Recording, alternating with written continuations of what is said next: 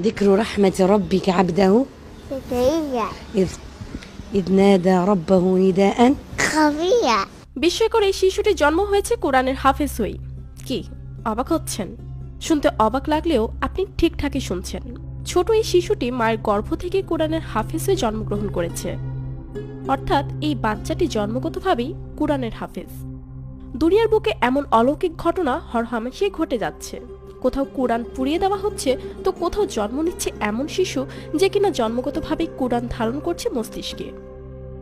আল জাজিরার বাসিন্দা এই শিশুটির নাম ইয়াহিয়া। এই ভিডিও চিত্র ধারণের সময় যার বয়স ছিল 2 বছর। বয়স কম, কথা এখনো স্পষ্ট হয়ে ফোটেনি, তাতেও আল্লাহর কালাম শোনার সাথে সাথেই তিলাওয়াত করতে পারে ইয়াহিয়া। 1, 2, 3 ঢাকায় জমি জিতে নিন 100% ক্যাশব্যাক সহ 20 কোটি টাকার পুরস্কার। صحيح الأذكار المقدمة. الله لا إله إلا هو. يحيى يقول رضي الله سورة محمد. سورة محمد। এই শিশুর সামনে যদি কোনো সূরা তিলাওয়াত করা হয়, তাহলে এর পরের অংশটি নিজ থেকেই তিলাওয়াত করতে পারে শিশু ইয়াহিয়া। ذكر رحمة ربك عبده زكريا إذ نادى ربه نداء خفيا. শিশুটির মা জানান, এই শিশুটি গর্ভে থাকাকালীন এক ইঙ্গিতপূর্ণ স্বপ্ন দেখেছিলেন তিনি।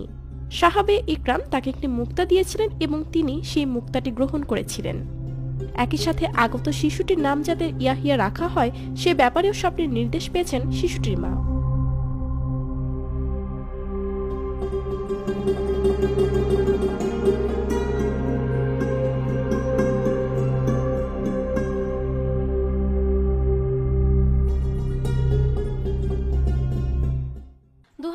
সালের মাঝামাঝিতে এই ঘটনা বেশ তোলপাড় ফেলে দেয় সামাজিক যোগাযোগ মাধ্যমগুলোতে।